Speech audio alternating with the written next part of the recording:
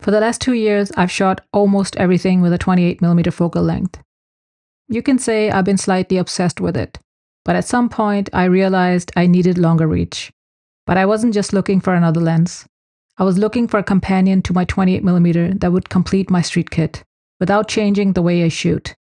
And I think I might have found the perfect one.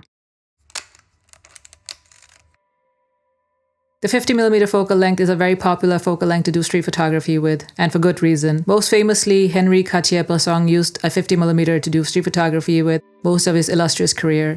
And if you want to know why I love 50mm for street photography, you can find that video on the channel. Alright, let's get into it. You probably know that I've been obsessed about the 28mm focal length for the better part of 2 years. So why did I add a 50mm all of a sudden, you might ask? So there are a few reasons for it. The first reason is that sometimes I don't want to be that close to my subjects. So with the 28, naturally you have to be very close to get those raw, intimate photographs. And yes, most days I love making those kinds of photographs, but occasionally I want to do something different. And the second reason is composition. Sometimes I'm trying to compose a scene where there are just too many elements, distractions, and it's just too crowded. And that's where the 50mm really shines, because you can naturally eliminate those distractions from the scene. And also, I'm familiar with the 50mm focal length as I own a Sony Zeiss 55mm for my mirrorless camera. And I love that almost as much as my 28mm. I just want to take a moment to ask you a question. Do you struggle with street photography?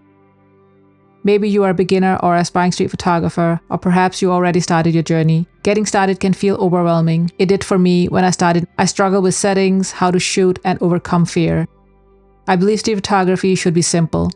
That's why I created a 60-minute street photography essentials mini course that cuts through the noise and gives you exactly what you need to start shooting without overcomplicating things, and hit the streets with confidence. If you can recognize yourself in this course is for you. Use the link below to sign up or visit my website for more details. Alright, let's get back to the video. Initially, I didn't pay this lens much attention, but the more I looked into it, the more tempted I got. So I started to do some research and I ended up buying the Voightlander Color Skopar F2.2.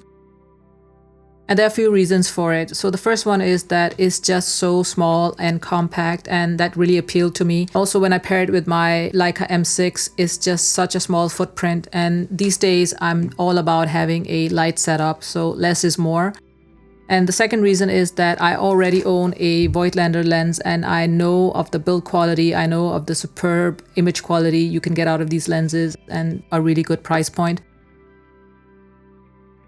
Lastly, a very interesting thing for me is that this lens can focus down to 0.5 meters, where the Leica rangefinder can only focus down to 0.7. So that's an interesting thing that also this lens is capable of doing.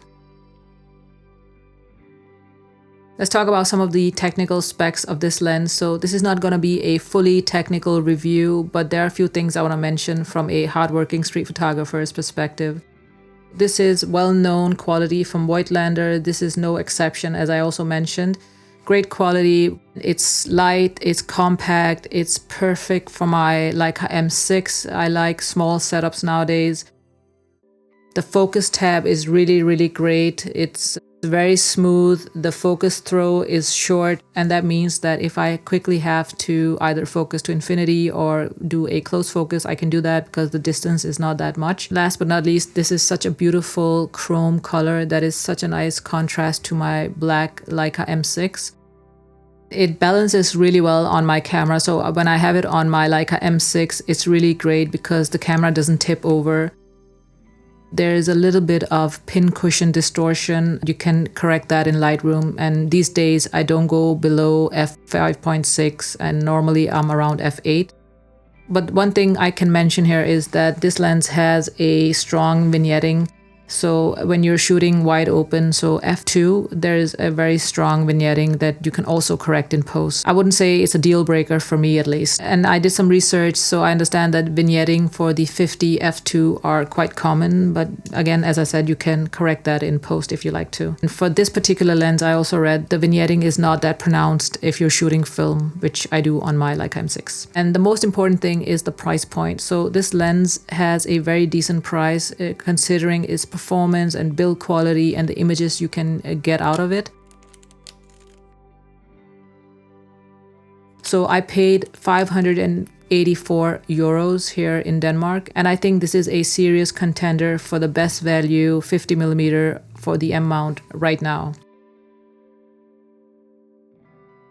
So let's move on to some of the cons, because there are a few cons, I would say. So I hinted at the aperture ring before, but for me, the aperture ring is not very easy to grab onto, and I've had experience with it where I was out on the streets and I quickly had to focus and I couldn't feel where the rings were.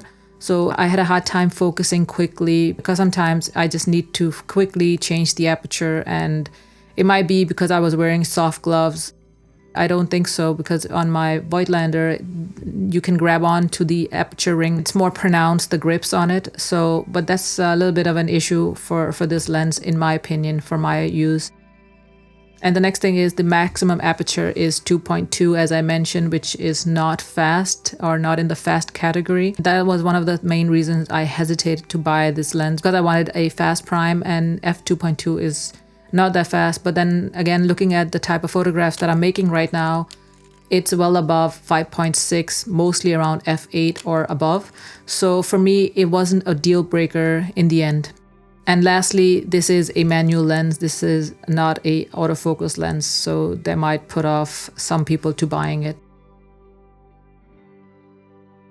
So who is this lens for? In my opinion, this lens is for the street photographer who enjoys doing street photography with a 50mm focal length. And the reason I say that is because 50mm is not easy to do street photography with. You need some experience, you need some practice. So if you are a beginner or this is going to be your first lens, I would not recommend this. I would recommend a 35mm focal length, because they are so much more beginner friendly, but that's a whole different topic. This is for the street photographer who appreciates a small, lightweight, and compact lens that you can bring with you in your camera bag or in your pocket or as a backup lens. And lastly, for the street photographer who wants a good deal, who is price conscious and wants good image quality, good build quality, and just all around good performance, this lens might be for you. All right, I'll see you in the next one.